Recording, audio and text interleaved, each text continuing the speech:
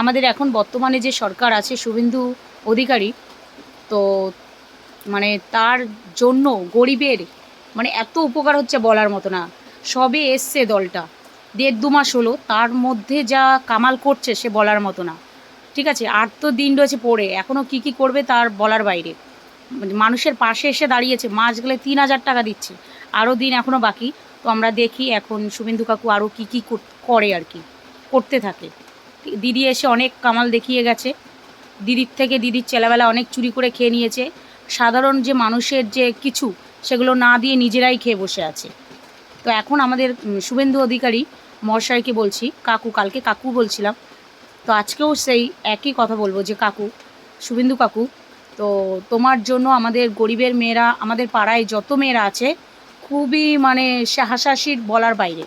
এত হাসছে, এত হাসছে, আনন্দে ধরছে না 3,000 টাকা পেয়ে।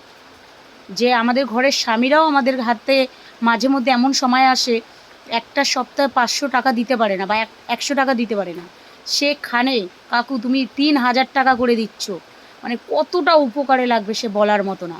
ঠিক আছে, তো আমাদের শুভেন্দু কাকু এখন যেহেতু বর্তমানে সরকার আছে, তো সবে 1.5-2 মাসের মধ্যে এরকম মানে দিচ্ছে, লোকে সাহায্য করছে 3,000 টাকা করে দিয়ে।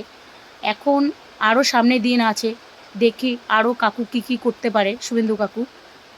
তো কি বলবো, সে বলার ভাষা নেই আমার। 1.5-2 মাসেই যদি এরকম কামাল করে, আর তো দিন রয়েছে পড়ে, আরও করবে হয়তো। তো বোনটার ভিডিও যদি ভালো লাগে অবশ্যই একটা লাইক করে দিও, আর পারলে পাশে দেখো। আর যদি সত্যি কথা বলি তাহলে ঠিক সাথে দেখো, মিথ্যা কথা বললে মানে আর কি কিছু বলার নেই, পাশে থাকতে হবে না। যদি আমি সত্যি কথা বলি, মেয়েরা এত খুশি, এত খুশি বলার বাইরে। ঠিক আছে, যারা পাচ্ছে তারা হয়তো খুশি হচ্ছি, যেমন আমি পেয়েছি তাই আমি এত খুশি।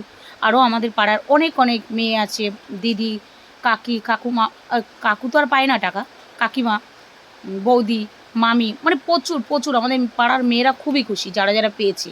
আর বেশিরভাগ মেয়েরাই আমাদের এখানে পেয়েছে। শুনেছি বলে মুসলমান নাকি টাকা পাবে না, আমরা তো ব্যাংকে গিয়েও দেখছি মুসলিমরাও টাকা পাচ্ছে।